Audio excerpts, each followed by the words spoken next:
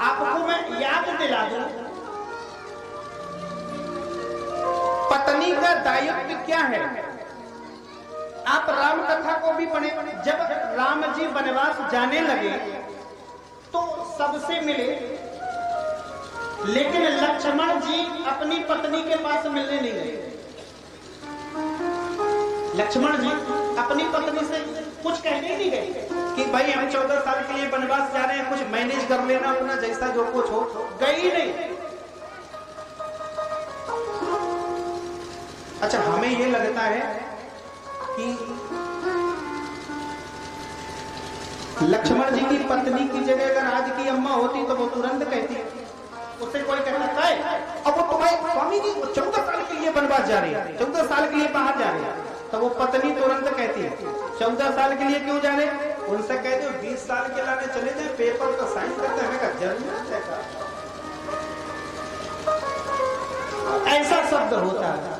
लेकिन माता जी ने कहा कि मैं अगर वो हमसे मिलने आएंगे तो हम उनसे मिलेंगी नहीं।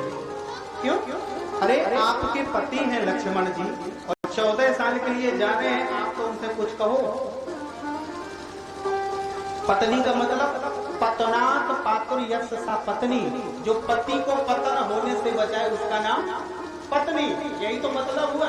लेकिन आजकल पत्नी अतनी थोड़ी ना कहते, आजकल एक नया नाम हो गया, नया नाम जुड़ गया। मालूम है आप लोगों को तो पता होना चाहिए, क्या बोलते हैं? वाइफ। वाइफ इज नाइट फूकट सिलाई। वाइफ। अच्छा, ये आप पाश्चात्य सभ्यता में जा रहे हैं। पहले के जमाने में पूछा जाता था, पत्नी से जैसे पूछते थे ये कौन, तो ये वो माता कहती थी ये हमारे स्वामी जी हैं, पति हैं, ऐसी तो बोलते थे। खैर बूढ़ी अम्मा आज भी ऐसा कहती हैं, नए लोगों की तो गारंटी नहीं लेंगे। और पति से पूछा जाता था तो पति भी कहता था कि ये हमारी धर्म पत्नी है। लेकिन आजकल तो मेरे पति से पूछा जाए कौन, ये वाइफ।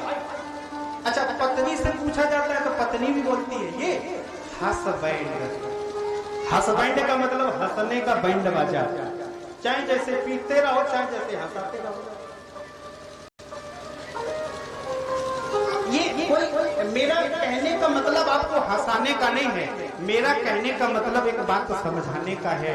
हम लोग पाश्चात्य सभ्यता में जा रहे हैं। एक जगह तो हम भोजन करने के लिए आपको बताएं चाचा जी, और वह भोजन करने के लिए गए के साथ में, तो उसने पत्नी ने कहा वो गुरुजी आए हैं, जरा 4-5 कप चाय बना लेना, गुरुजी के साथ में सारे लोग हैं।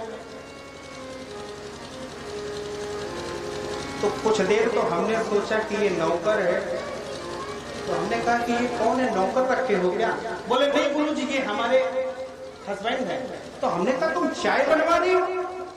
तो उसने कहा कि महाराज असल में आप यहाँ आए हैं तो हम चाय बनवा रहे हैं, नहीं तो हम तो इनसे झाड़ू पोछा तक करवाते हैं। हमने कहा क्यों? बोले असल बात में गुरुजी क्या है कि हमारे पिताजी ने जब विवाह तय किया था तो इनके पिताजी ने हमारे पिताजी से 60 लाख रुपया मांगे थे, 60 लाख। लेकिन हमारे पिताजी ने कह दिया था कि बेटी रुपया पैसा की कोई दिक्कत नहीं है, रुपए पैसे की कोई दिक्कत नहीं, लेकिन रुपया वसूल पूरा हो जाए। तो जब 60 लाख में हमारे बाप ने खरीद लिया तो हम तो झाड़ू को छतक कराएंगे। ये बात कोई ठीक है।